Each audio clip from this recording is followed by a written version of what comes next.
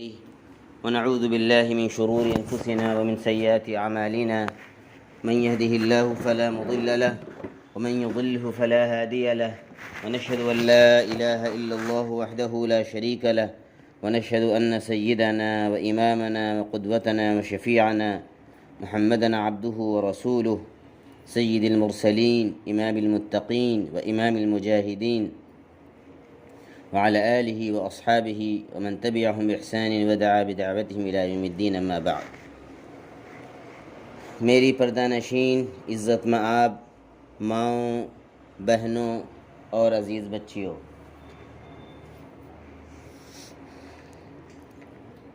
اللہ تعالیٰ نے ہر ایمان والے مرد اور عورت کو ایک دوسرے کا مددگار بنایا ہے۔ قرآن مجید میں 10ویں پارے میں سورہ توبہ کی آیت نمبر 71 میں اللہ تعالیٰ ارشاد فرماتے ہیں: اعوذ باللہ من الشیطان الرجیم، بسم اللہ الرحمن الرحیم، والمؤمنون والمؤمنات بعضهم اولیاء بعض، کہ ایمان والے مرد اور ایمان والی عورتیں آپس میں ایک دوسرے کے مددگار ہیں، ایک دوسرے کے معاون ہیں، ایک دوسرے کے کام آنے والے ہیں۔ اگر کسی بھی ایمان والے مرد اور عورت پر دنیا کے کسی بھی کونے میں کوئی ظلم ہو رہا ہے، کسی پر کوئی ناانصافی کی بات ہو رہی ہے، تو دوسرے ایمان والے کو تڑپ جانا چاہیے اور یہ سمجھنا چاہیے کہ یہ اس کے ساتھ نہیں بلکہ میرے ساتھ ہو رہا ہے۔ یہ ایمانی اخوت کا تقاضا ہے۔ سورہ حجرات میں اللہ تعالیٰ نے فرمایا: انما المؤمنون اخوہ، کہ ایمان والے آپس میں بھائی بھائی ہیں۔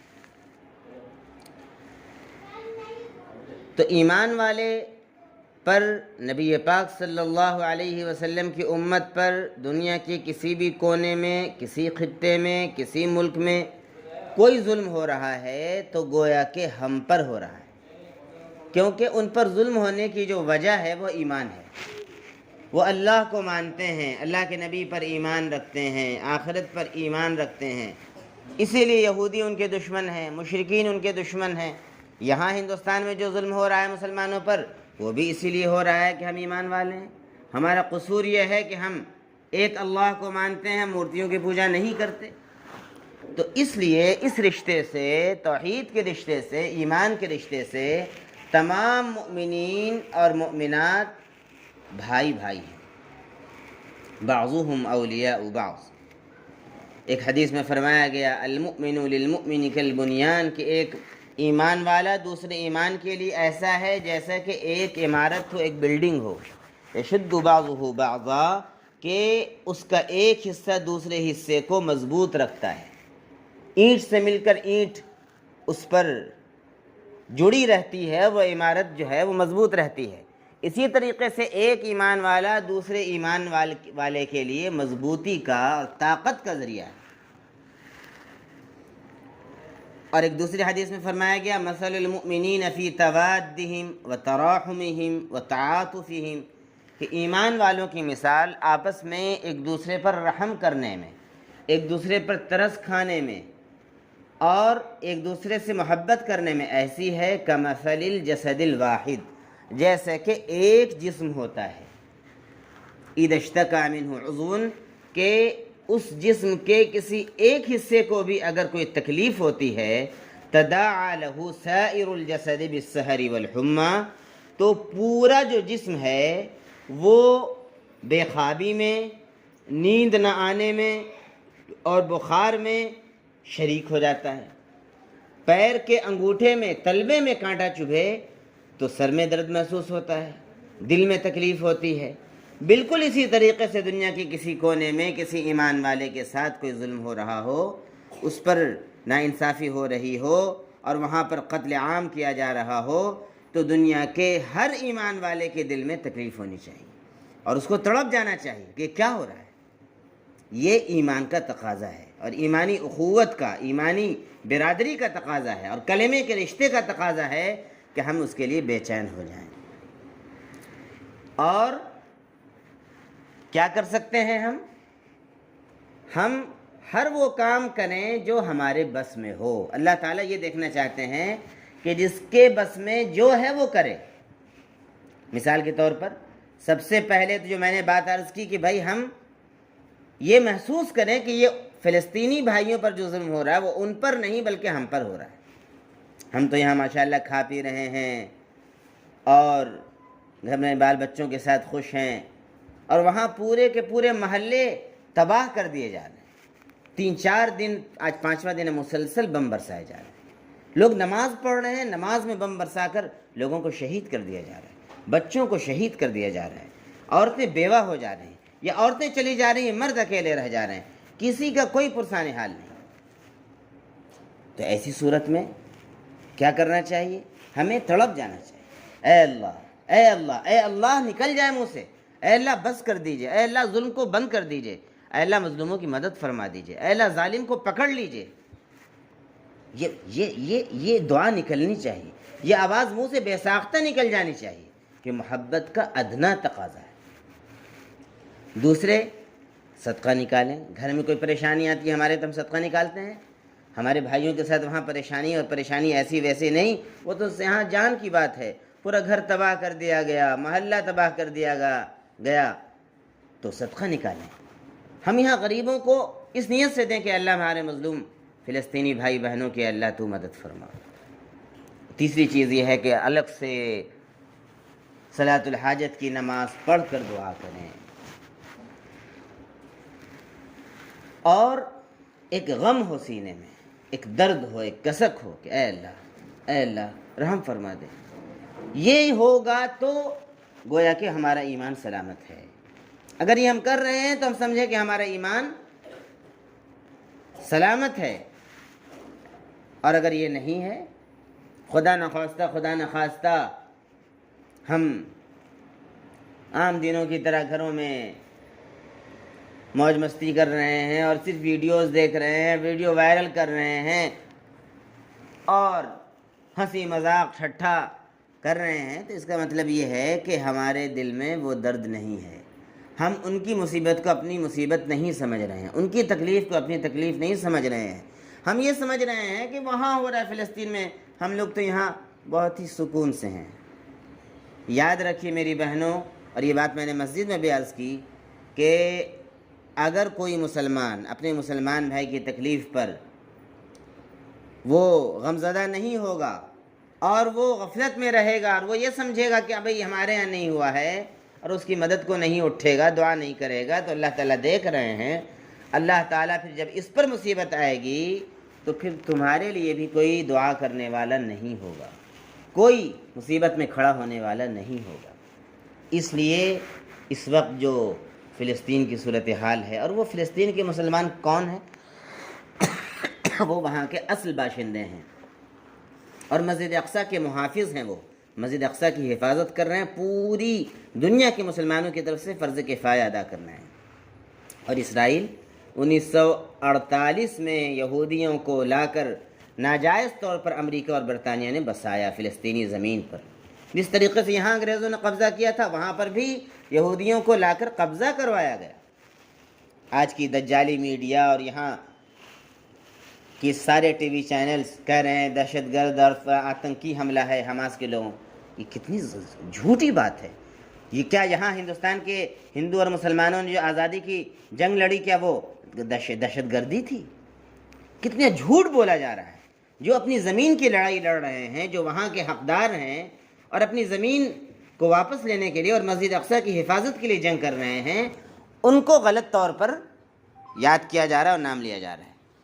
تو میری بہنوں، اس بات کو سمجھنے کی ضرورت ہے۔ اور آگے اس آیت کے اندر آگے اللہ تعالیٰ نے فرمایا یأمرون بالمعروف، کہ ایمان والے مرد اور عورت آپس میں بھائی بھائی ہیں، مددگار ہیں، اور وہ کیا کرتے ہیں؟ تمام بھلی باتوں کا حکم کرتے ہیں۔ تمام انسانیت کو ایمان کی دعوت دیتے ہیں، کلمے کی دعوت دیتے ہیں، اور عمل صالح کی دعوت دیتے ہیں، صحیح عقیدے کی دعوت دیتے ہیں۔ وَيَنْهَوْنَ عَنِ الْمُنْكَرِ، اور برائی سے روکتے ہیں، شرک سے روکتے ہیں، کفر سے روکتے ہیں، اور چوری کرنے سے روکتے ہیں، زنا کرنے سے روکتے ہیں، اور جوا کھیلنے سے روکتے ہیں، سود کھانے سے روکتے ہیں۔ جتنی بھی اچھی بات ہے ان کا حکم کرتے ہیں، اور جتنی بھی بری بات ہے اللہ کی نظر میں اس سے وہ ایک دوسرے کو منع کرتے ہیں اور روکتے ہیں۔ وَيُقِيمُونَ الصَّلَاةَ، اور وہ نماز کو قائم رکھتے ہیں۔ وَيُؤْتُونَ الزَّكَاةَ، اور زکوٰۃ کو ادا کرتے ہیں۔ وَيُطِيعُونَ اللَّهَ وَرَسُولَهُ، اور اللہ اور اس کے رسول کی بات مانتے ہیں۔ ہر معاملے میں شادی بیاہ ہو تو پہلے یہ دیکھیں گے کہ اللہ اور اس کے رسول کا حکم کیا ہے، شریعت کا طریقہ کیا ہے۔ غمی ہو گھر میں تو بھی دیکھیں گے اللہ کا حکم کیا ہے، شریعت کا طریقہ کیا ہے۔ ہر حالت میں اللہ کی بات ماننا اور اللہ کے رسول کی بات ماننا، یہ ایمان والے مرد اور عورت کا فریضہ ہے اور ڈیوٹی ہے۔ اللہ تعالی ہم سبوں کو معاف کرے۔ ہمارے گھروں میں بہت افسوس کی بات ہے، بہت افسوس کی بات یہ ہے کہ آج بھی بڑا طبقہ مسلمانوں کا وہ ہے جو سب سے پہلے اسلام کو اگر کہیں اپنے گھر سے دھکے دے کر نکالتا ہے تو وہ شادی بیاہ کا موقع ہے۔ ابھی چند دنوں پہلے کی بات ہے، میں گھر میں نکاح پڑھانے گیا تو وہاں خواتین اس طریقے سے بیٹھی ہوئی تھیں۔ پہلے یہ ہوتا تھا کہ بھائی جب قاضی آ رہا ہے نکاح پڑھانے کے لیے، اجازت لینے کے لیے، تو عورتیں پردے سے ہو جاتی تھیں، کم سے کم اپنے آنچل کو گرا لیتی تھیں اور پردہ کر دیا جاتا تھا۔ کچھ نہیں ہے، اب یہ کیا جا رہا ہے کہ ساری عورتیں بے پردہ بیٹھی ہیں، اور اس کے ساتھ جہاں پر دلہن بیٹھی ہوئی وہاں پر بھی پردے کا کوئی نظم نہیں۔ اب بتائیے ایسے میں قاضی کیسے نکاح پڑھائے گا؟ اس کو گویا کہ گناہ گار کیا جا رہا ہے، اور کہنے پر عورتیں بھی کہہ دیں گی اور مرد بھی کہہ دیں گے کیا کیجیے گا امام صاحب، کیا کیجیے گا، لیجیے شریعت کے معاملے میں کیا کیجیے گا، اور اپنے گھر کا معاملہ ہو، لڑائی ہو تو ہائی کورٹ تک چلے جائیں گے، لیکن اللہ کے لیے ہم لڑنے کے لیے تیار نہیں ہیں۔ اللہ کی شریعت کے لیے ہم ایک دوسرے کو منع کرنے کے لیے تیار نہیں ہیں۔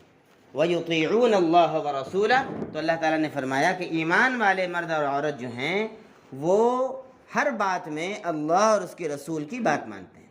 أُولَٰئِكَ سَيَرْحَمُهُمُ اللَّهُ، یہی وہ لوگ ہیں، ایسے ہی جو ایمان والے مرد اور عورت ہیں جو ان کاموں کو کریں گے جن کا اللہ تعالیٰ نے اس آیت میں حکم دیا ہے، تو عن قریب اللہ تعالیٰ ان پر رحم فرمائے گا، موت کے وقت ان کو کلمہ نصیب فرمائے گا، خاتمہ اچھا ہوگا۔ اور ان اللہ عزیز الحکیم، اللہ تعالیٰ بہت زبردست ہیں اپنے معاملے میں اور بہت حکمت والے ہیں اپنی شریعت میں جو احکام اللہ نے دیے ہیں اس میں بہت حکمت ہے۔ وعد اللہ المؤمنین والمؤمنات، اور اللہ تعالیٰ نے ایسے صفات رکھنے والے، ایسے کام کرنے والے ایمان والے مردوں اور عورتوں سے وعدہ کیا ہے،